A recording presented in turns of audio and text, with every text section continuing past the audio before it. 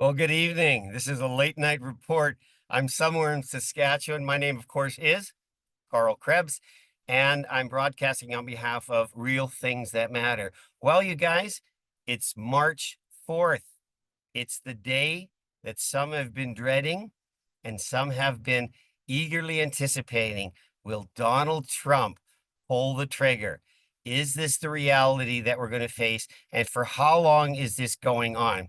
Because there's been a lot of bluster about it, and Donald Trump pretty much doesn't bluff. I think that's fair to say. When he says what he says, he means what he says. And there were reports about an April delay, but that never happened. And it is March 4th. And I think the reality is hit. So I have the privilege of bringing on a person who's by the name of Dave. And Dave has been across the border today. And we want to know, what was the experience?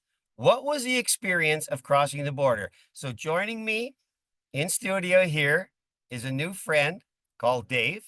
We're going to get him to unmute his microphone again.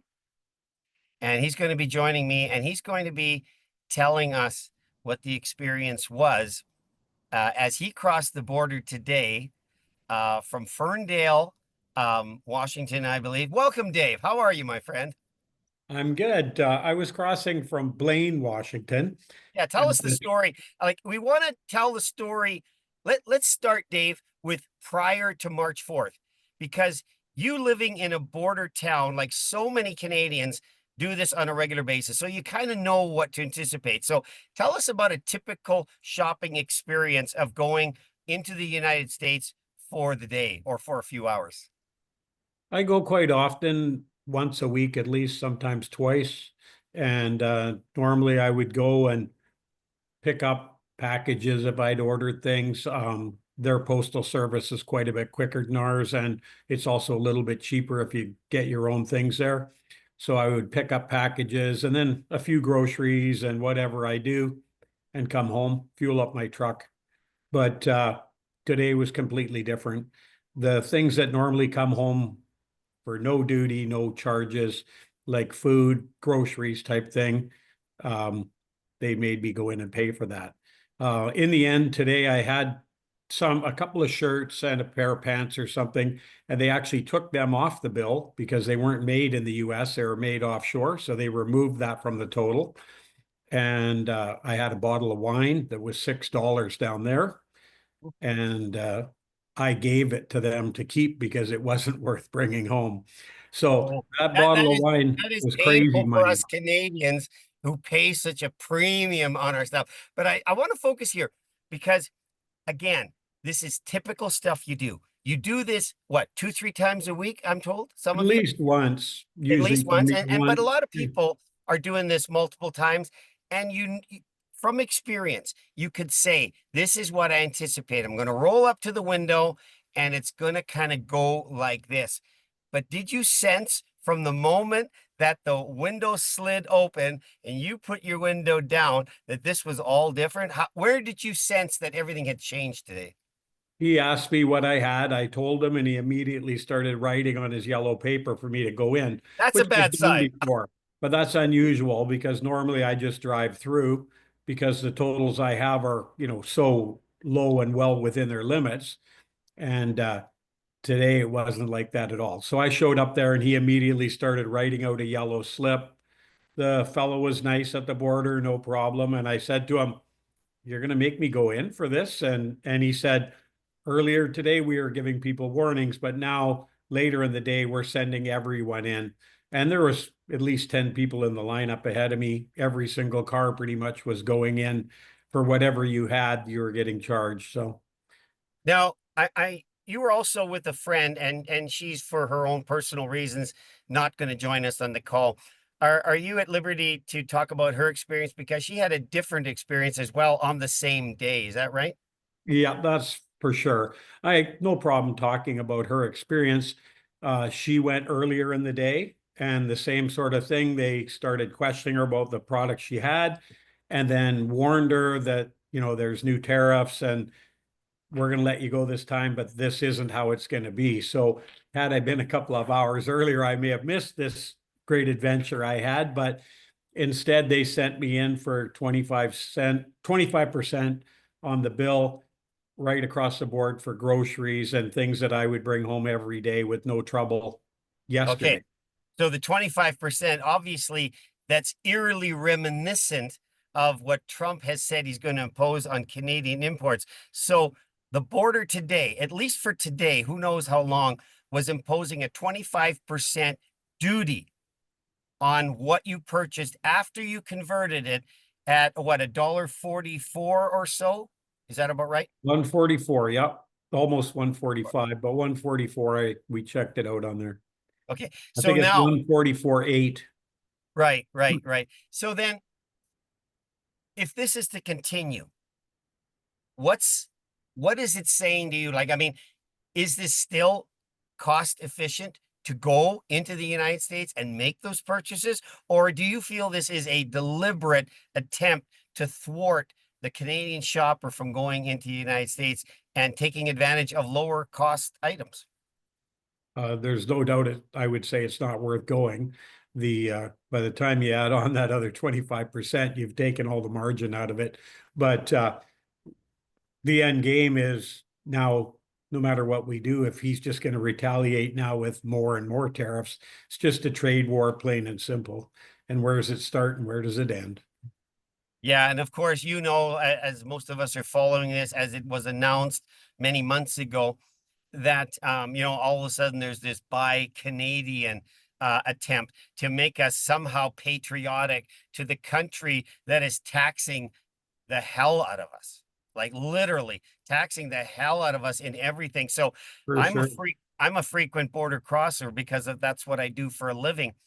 And I crossed in Alberta just a few days ago, 2 days before the 4th today, and I was over my allowance.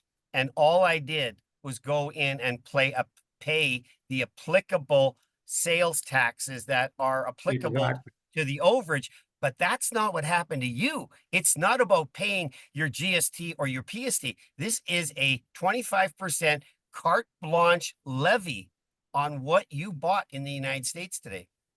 It's actually bigger. That's exactly what it is. You're correct. But when I talked to the border fellow who was working with me, the bottle of wine I had, I turned it in because on a $6 bottle of wine, they were going to charge me almost $30 to bring it across the border. So I gave it up. And then I had to sign a bunch of paper for that and fill out some forms, which the guy was nice and everything went well. But in talking to him, I said, so is this across the board on every truckload of groceries and things we bring into Canada? And he said, yes, it will be. So myself, I immediately moved to think, what's that going to do to our cost of living in this country when you put every strawberry and every, thing you truck in from south, you're going to start taxing this extra 20. That's a 25% increase on a lot of vegetables, on a lot of other products that we use every single day. All Our right. our Yeah, cost yeah. of living has to scream up. So to our listeners, I'm talking with Dave here. Dave is living in a border town in BC, and he did today what he normally does once or twice a week: go into the United States, pick up some groceries, maybe some wine, fuel up his car, maybe even some additional purchases, and well within the normal tolerance. But today was a different reality. Dave, I can tell you, with what you just said, what that border was guard was saying, whether he or she was talking out of turn, we don't know.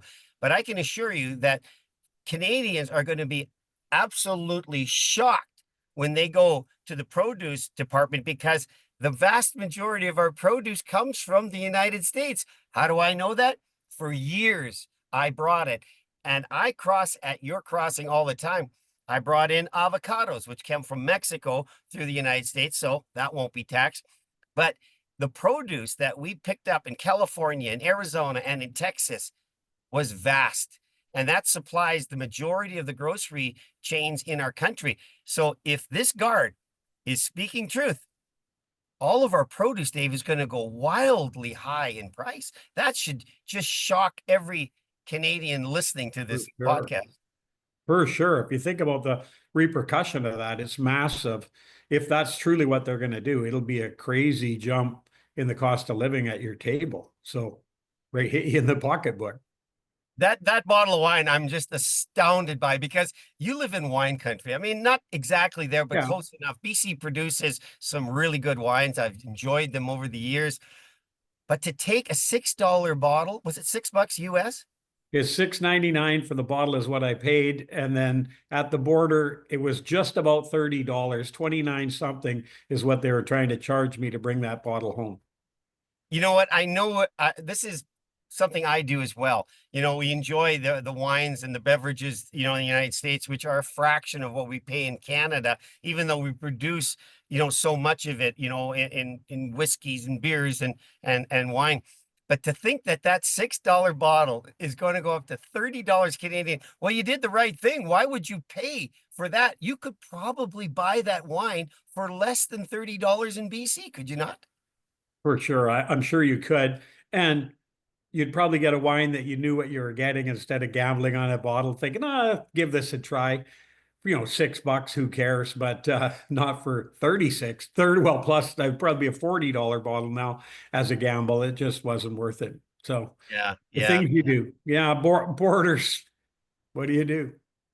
So, yeah, going forward, I mean, no one can see or know how long this might be in effect. It could be a short term if Canada comes to the table and makes some sort of a deal with President Trump. He did stick with his word. We knew it was happening. He cited the reasons why. Now, Dave, I don't know if you know this, but you practically live in the fentanyl capital of the world, Oh, BC. yeah. I know well. And so I think President Trump, I'm not going out and saying I'm wildly in support of everything he's doing, but we have had this problem in Canada for years. And the Canadian government, especially your province, Dave, has liberalized the drug laws to the point where it's a huge problem. Like, do you see this as living in the area you are, where you're in that southern part of BC, or do you just hear about it like so many of us? Just hear about it. It's something that's there and you know about it. And because of my work, I'm aware, but it's not really in your face. But obviously they're seeing it south. So how do you how do you combat it? So, who's your premier right now? I lose track because you tend to change them pretty quickly. We all lose track. That's normal. I don't even keep track of them anymore. It's so irrelevant. I know. So Easy. Doug Ford was just reelected in Ontario for Yeah. another term. And we have Wab Kinew, which is nothing but problems in Manitoba as the NDP premier. And these two clowns are making their big stand by pulling all American liquor from the shelves of Canadian liquor stores. What do you think of that when you think of that? Like, does that There's just cause talk you of to that laugh out happening loud? here in BC as well. So that's seems to be what they're all doing. And how that changes anything, I really don't understand, other than it's a showboat thing, I guess. Yeah, it's a message to say we don't like you, we don't like what you're doing. But who are you punishing, Dave? You're punishing Yeah. consumers by restricting their ability to choose what they choose to favor their palate with. Like, seriously, and I know because you live so close to it. And I spent years in the United States at times. Canada is but a fraction of the business when it comes to alcohol. Like, I almost think that they kind of sell it to us as a favor because the market down Exactly. there is so huge. Yeah, for sure. It is true. Yeah. The bigger So, step is Trudeau and saying that he might not have an election because this is such a big issue. He doesn't want to have an election. What kind of a thing is that? They're not sitting. They can't make any laws. They can't do anything, but you're not going to have an election? well, okay. So, and you know what? I love the fact, you're an ordinary guy. So am I. We're talking in terms of what we see coming at us.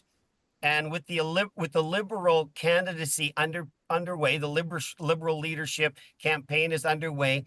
It seems to be that the fix is in, the choice has been made. It's likely going to be Mark Carney, and we know what he said. He may use the Emergency Measures Act in light of what's happening with trade with America. The last time The last dummy who did the Emergency Measures Act was Trudeau when and I was in Ottawa as the truckers showed up and he couldn't handle the pressure that was Didn't know on what him. to do. But this is So, not any this problem is not a state of war or any major incident that would change our election.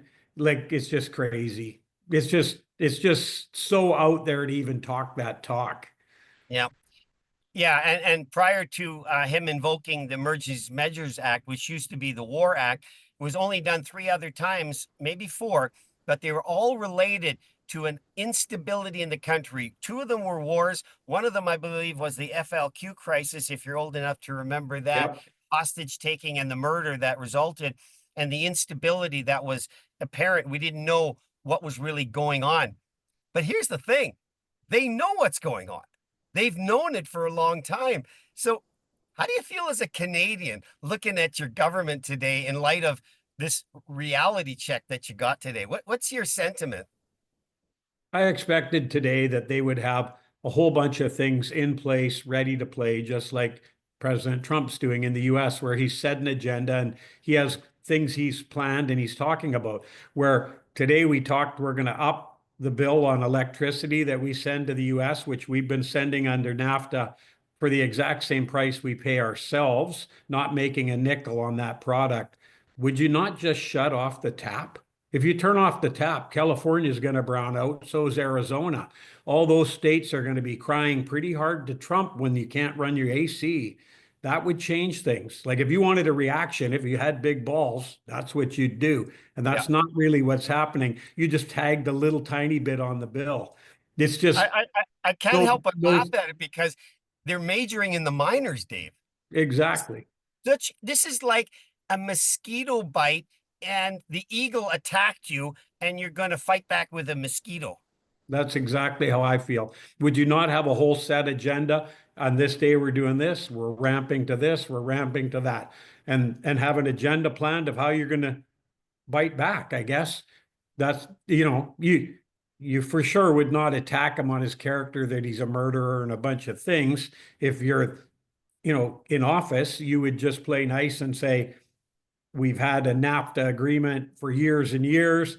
This has been broken. So under that agreement, we were forced to do this and this and not make any profit. We're going to ramp up to whatever we're going to ramp up to. And if you retaliate, then we're going to shut off the tap. Put it firmly right on their plate and just say, it's going to be hard to run your AC in your factories without our power. But let's put retaliation aside for a minute, Dave. Just talking as ordinary Canadians here. Diplomacy is the better part of For sure. negotiation. Like valor is the better part of doing something right. For And sure. we have had career politicians serving us and not serving us. Now we got a businessman back in the office again, and he's saying, "I'm going to do what's best for my country." And it seems like the Canadians, even though they knew, were caught flat-footed again. Yeah, well, you've had months and months to plan. How could you be caught flat-footed? It does seem very poor on their part that it's not a Exactly. preset plan. And you would read that plan out saying, this is our agenda. If you Yeah, do this, exactly. we're forced to do that. We really don't want to. That's diplomacy. So, on a personal note, with a personal opinion, do you think this is really an attack by Trump against our prime minister, that he just has no respect for this man whatsoever? I really don't know that. I believe he doesn't just from the things he said. And myself, I have very low respect for him. So it kind of fits with how I feel about his character and the way he has been in office so far. So is he attacking him personally? If it is, it's kind of deserved, in my opinion. Yeah, yeah, it is. This is uncharted waters, Dave. We have never, to my best of my knowledge, and someone can challenge this in the comment section later, but we've not been here where we are right now, where the Canadian government is trying to make a bold stand against the biggest democracy and the biggest economy in the world, the one that everybody wants to do business with. And I'm just an average guy, and I'm thinking, is this the way you want to fight this guy? Is this the Exactly. way the mouse wants to fight the elephant? There's an old saying, when America sneezes, Canada gets a cold. For And sure. when you look at the enormity of this country, you know the full production of the one state of Texas is more than Russia combined. Just the GDP of Texas, like it tells you Wow. how big this economy is. And I just don't think, as much as we export, and we export way more to the US than we import from the US, I just don't see this playing out real well. And you know what? Hate to say it, the average Canadians are going to take it on the neck. I agree fully. There's no way that can't hurt us. This kind of trade war is hurtful to us much, much more. So we're a little mosquito to them, and we're going to pay. And you definitely wouldn't revert to name calling at that level of a politician and calling someone out. That's not how that's not how you fix a trade war. First of all, you would start with diplomacy, and we definitely didn't go there. Yeah, exactly. Well, Dave, I want to thank you for taking the time to join me here, day one of the trade war. And who's to know where this is going to go? But I just wanted to have that perspective to that we could speak to Canadians that dot the border all the way across this country, that there's a new rule in effect. You cannot do, based on your experience, For cannot sure. do what you used to do. You're going to pay for it. Exactly. Well, thank you for having me. Thank you very much, Dave. Good All night to right. you, Good and night. thank you for joining me. Yes, thank you. All right, thanks. Val, are you going to say anything? Nope. All right, good night. So I just wanted to take the opportunity because I was speaking with my friend Val and her friend Dave, and they had just, done what they normally do. Go into the United States, pick up some staple items, nothing that they didn't ordinarily do in any other time prior to today. Folks, it's a new reality, and it started today. What is the Canadian government really going to do to allow us the free choice that we have? That border is not a right to cross, it is a privilege, but we have enjoyed it for so many years, and Canadians have been doing this forever and a day. And now they're going to find out that it's the Canadian government that's punishing the Canadians for exercising a privilege to go into the United States and sometimes pick up stuff you can't get in Canada. But most of the time, the reason is it's just a whole lot cheaper. So, based on the call for patriotism, and some of you I've been engaged with here saying, buy Canadian. Well, let me tell you, you take the American produce, the American product out of the Canadian market, and you want to buy Canadian, you're going to be shocked to find out what you're left with. We are far more dependent on the supply of the United States to our country than we realize. So here we are. Day one is in the books. The Trump tariffs are in effect, and Canada's action so far that I've seen is to punish Canadian shoppers going into the United States. Stay tuned. This is going to get wild. Good night. God bless. And let's hope that this is not going to go on forever.